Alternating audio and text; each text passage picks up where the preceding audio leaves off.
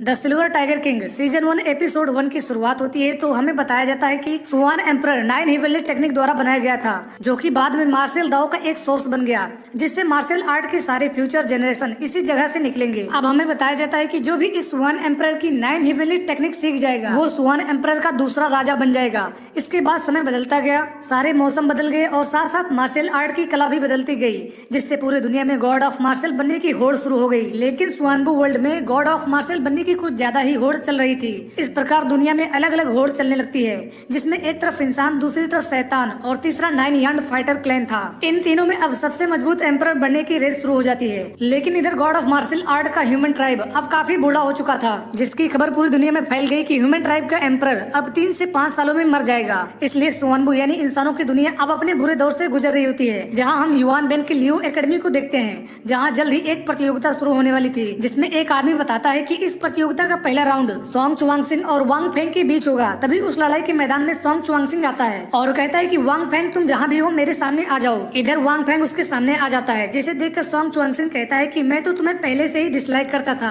वह उसे ब्लेम करता है कि तुम्हारे पास ना तो कोई फैमिली है, ना तो तुम्हारे अंदर कोई टैलेंट है और न ही तुम्हारे अंदर कोई एबिलिटी है। वह कहता है कि तुम्हें तो पैसे कमाने के लिए स्कूल की लाइब्रेरी साफ करनी चाहिए, ताकि तुम अपने ट्यूशन और रहने का खर्च निकाल सको। वह कहता है कि तुम इस नियॉन क्लास में बिल्कुल भद्दे लग रहे हो। सोंग चुआंगसिंग कहता है कि इस समय मैं जिस लेवल में हूँ उस लेवल तक पहुँचने के लिए तुम सोच भी नहीं सकते।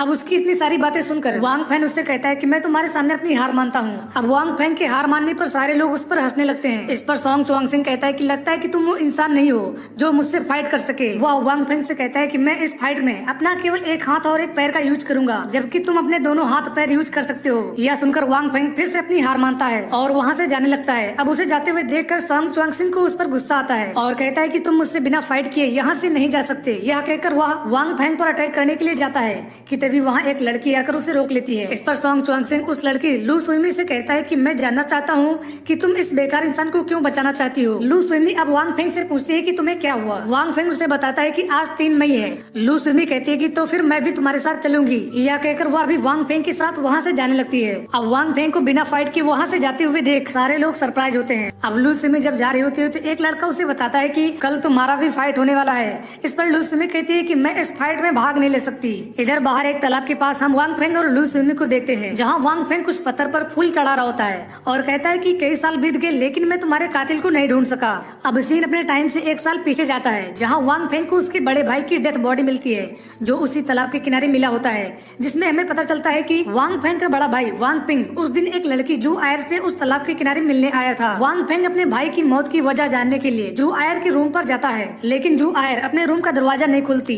तभी एक लड़की वांग फेंग को बताती है कि वह अपने ट्रेनिंग के लिए बाहर गई है, जो कि किसी भी वक्त यहाँ आ सकती है। लेकिन जू आयर भी उस दिन अपने रूम पर नहीं आती, जिसके बाद वो अपने भाई की मौत की वजह जानने के लिए उस तालाब के अंदर जाता है, जिसमें उसे एक प्लेट मिलती है। अब सीन फिर से अपने प्रेजेंट टाइम में आ जाती है। वांग फेंग कहता है कि मैं एक दिन जरूर अपने भाई की कातिल को पकड़ लूंगा। वांग फेंग प्रॉमिस करता है कि 1 साल के अंदर मैं सुआन एम्परर की 9 टेक्निक सीख जाऊंगा। दरअसल वांग फेंग अभी इस समय अपने मार्शल आर्ट के 4th लेवल में होता है। वह कहता है कि मैं अपने 4th लेवल में होने के बावजूद मैं अपनी पावर किसी की भी सामने नहीं लाऊंगा। वह कहता है कि मैं लोगों को दिखाऊंगा कि मैं एक कमजोर इंसान हूँ, जिससे मुझे अपने कातिल को जानने में आसानी हो जाएगी। लू सुइमी अब वांग फेंग को फिर से मार्शल आर्ट प्रतियोगिता में चलने को कहती है। अब लू सुइमी जब वांग फेंग से बातें कर रही होती है तो सोंग चुआंगसिंग भी अपने लोगों के साथ वहाँ आता है। वह अब वांग फेंग से कहता है कि लू सुइमी हमेशा तुम्हें नहीं बचा सकती। वह कहता है कि तुम जरा अपना काला चेहरा देखो, जिसके अंदर मैदान में भी चलने की हिम्मत नहीं है। सोंग चुआंगसिंग अब वांग फेंग को लू सुइमी से दूर रहने को कहता है। वह कहता है कि लू सुइमी तुम्हारे साथ रहेगी तो उसका फ्यूचर बर्बाद हो जाएगा। वह कहता है कि लू सुइमी तो एक सुंदर और टैलेंटेड लड़की है, जो कि बहुत जल्दी अपने 9 हिवन सीख जाएगी, जिससे वह पूरे सुआनबू वर्ल्ड में फेमस हो जाएगी। वह कहता है कि तुम एक बेकार इंसान बनकर रह जाओगी। इस पर वांग फेंग सोंग चुआंगसिंग से कहता है कि लू सुइमी मेरी फ्रेंड है, जो खुद डिसाइड करेगी कि उसे किसके साथ रहना है और किसके साथ नहीं रहना। यह सुनकर वह एक बार फिर से वांग फेंग पर भड़क जाता है, जिसे देखकर लू सुइमी उससे वांग फेंग से दूर रहने को कहती है। वांग फेंग अब लू सुइमी से कहता है कि हम यहाँ बेकार लोगों से बातें करने नहीं, बल्कि मार्शल आर्ट की प्रैक्टिस करने आए हैं। सोंग चुआंगसिंग का एक आदमी लू सुइमी को बताता है कि टीचर फेंग ने मुझे बताया है कि कल तुम्हारा कंपटीशन होने वाला है। वांग फेंग अब लू सुइमी से कहता है कि तुम्हें तुम्हें इस कंपटीशन में जरूर भाग लेना चाहिए ताकि तुम सभी को अपना टैलेंट दिखा सको।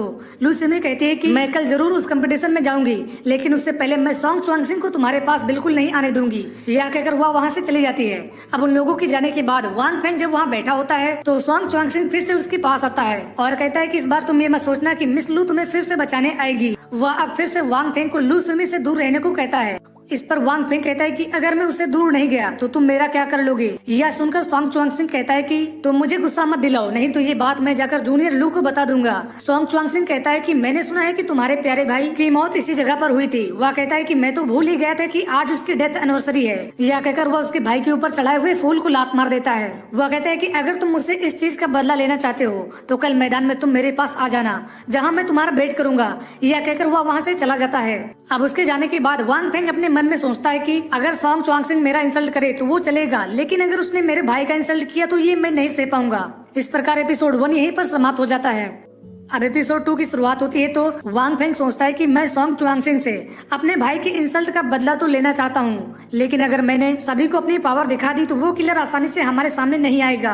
अब वांग फेंग को कोई ना पहचान सके इसके लिए वह एक सिल्वर टाइगर मास्क पहन लेता है। उधर सोंग च्वांगसिंग मैदान में सभी को बता रहा होता है कि वांग फेंग कल बिजी था, इसलिए मेरी और उसके बीच में फाइट नहीं हो सकी। वह सभी को बताता है कि मैं आज वांग फेंग को एक और चांस देने वाला हूँ। सोंग च्वांगसिंग कहता है कि मैं जानता हूँ कि वांग फेंग जरूर लाइन में सबसे पीछे छिपा होगा।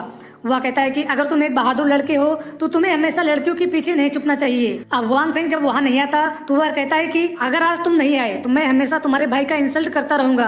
तभी वांग फेंग अचानक सोंग च्वांगसिंग के सामने आ जाता है, जिसे देखकर वह पूछता है कि तुम कौन हो। अब यहाँ वांग फेंग ने वो सिल्वर टाइगर मास्क पहना होता है, इसलिए उसे वहाँ कोई नहीं पहचानता।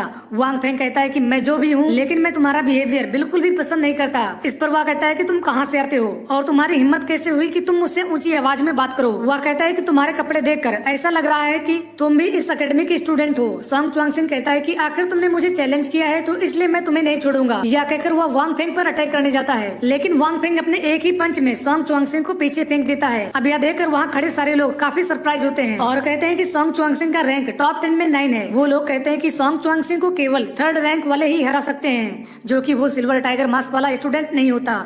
अब सिल्वर टाइगर मास्क पहने वांग फेंग को देखकर एक लड़की दूसरे से पूछती है कि ये लड़का तो हमारी एकेडमी का नहीं है। इस पर दूसरी लड़की कहती है कि हमारी हुआंग एकेडमी ह्यूमन रेस की एक नंबर 1 एकेडमी है, जहाँ न जाने कहाँ के स्टूडेंट मार्शल आर्ट सीखने आते हैं। वह कहती है कि इस एकेडमी में ऐसे ऐसे स्टूडेंट हैं जिन्हें खुद दाव एक्सपर्ट भी नहीं जानते कि वो कहाँ से आते हैं। वह लड़की कहती है कि लगता है कि ये मास्क वाला लड़का सोंग च्वांगसिंग को बिल्कुल पसंद नहीं करता।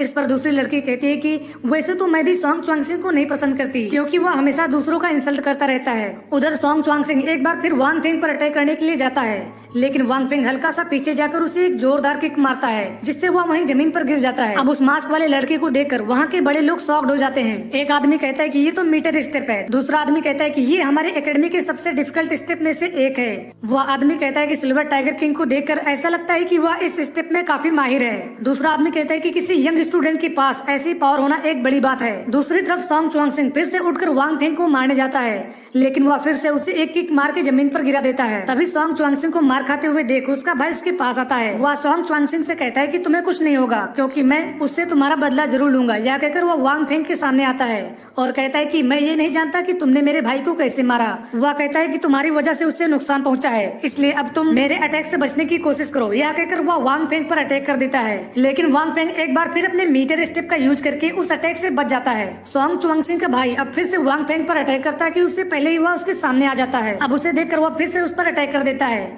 लेकिन वांग फेंग इस बार भी उस अटैक से बच जाता है। वांग फेंग अब सोंग फे से कहता है कि मैंने तुम्हारे भाई को मार के उसे एक पाठ पढ़ाया है कि दूसरों के साथ कैसा व्यवहार किया जाता है। वह कहता है कि मैं जानता हूँ कि तुम एक समझदार इंसान हो, इसलिए तुम मेरे और च्वांगसिंग के बीच नहीं आओगे। वह कहता है कि अगर तुमने मुझे रोकने की कोशिश की तो मैं तुम पर भी दया नहीं करूंगा। लेकिन सोंग फे वांग फेंग की एक भी बात नहीं सुनता, इसलिए वह सोंग फे पर एक जोरदार पंच मारता है, जिससे वह भी अपने भाई के पास जा गिरता है। अब उन दोनों के पीटने के बाद वांग फेंग वहाँ से चला जाता है। उधर वांग फेंग की टेक्निक देखकर मिस्टर वाइसडेन कहते हैं कि हमारी एकेडमी सबसे महान है, जहाँ ड्रैगन और टाइगर जैसे पावर वाले स्टूडेंट आज भी ह्यूमन रेस को आगे ले जा रहे हैं। वह कहता है कि अब हमें उन सारे स्टूडेंट को खुली छूट देना होगा, जिससे कि वो और आगे बढ़ सके। इस पर दूसरा आदमी मिस्टर वाइसडेन से कहता है कि लेकिन हमने तो उसका चेहरा भी नहीं देखा। इस पर मिस्टर वाइसडेन कहते हैं कि हमने उसका चेहरा नहीं देखा, लेकिन आज से हम उसे सिल्वर टाइगर किंग कहकर बुलाएंगे। वह कहता है कि सिल्वर टाइगर किंग हमारे एकेडमी का स्टूडेंट है और साथ साथ साथ उसने स्वांग फेई को भी हरा दिया। इसलिए मैं इस साल का नंबर 1 मार्शल आर्ट का खिताब सिल्वर टाइगर किंग को देना चाहता हूँ। इधर वांग फैन फाइट के बाद उसी तालाब के किनारे आकर बैठ जाता है, जहाँ आकर वह अपनी फेस निकाल देता है। अब जब रात हो जाती है तो वह अपने रूम की ओर जाने लगता है, जहाँ सारे लोग सिल्वर टाइगर किंग के ही बारे में बातें कर रहे होते हैं। वो लोग कहते हैं कि हम तो ये भी नहीं जानते कि आखिर वो कौन है। तभी वांग फेंग जब जा रहा होता है तो उसके पास लू सुमी आती है और कहती है कि मैं टॉप 10 में अपनी जगह बनाने में कामयाब हो गई। वह कहती है कि अब मेरी बहन भी मुझे कल्टीवेशन सिखाने के लिए तैयार हो गई है। वह बताती है कि मैं कल होने वाले कंपटीशन के लिए बिल्कुल तैयार हूँ। इस पर वांग फेंग उसे बधाई देता है और कहता है कि तब तुम इसके लिए जल्द तैयार हो जाओ। लू सुमी कहती है कि तुम्हें कल मेरी फाइट देखने जरूर आना होगा। वह अब वांग फेंग को बाय बोलकर वहाँ से चली जाती है। इसके बाद वांग फेंग अपने रूम में आता है और कहता है कि सी वेंटांग अभी तक वापस नहीं आया। वह अब वहीं बैठकर रेस्ट करने लगता है। तभी वहाँ सी वेंटांग आ जाता है और वांग फेंग को बताता है कि आज मैंने सिल्वर टाइगर किंग के बारे में सुना है। इस प्रकार एपिसोड 2 भी यहीं पर समाप्त हो जाता है।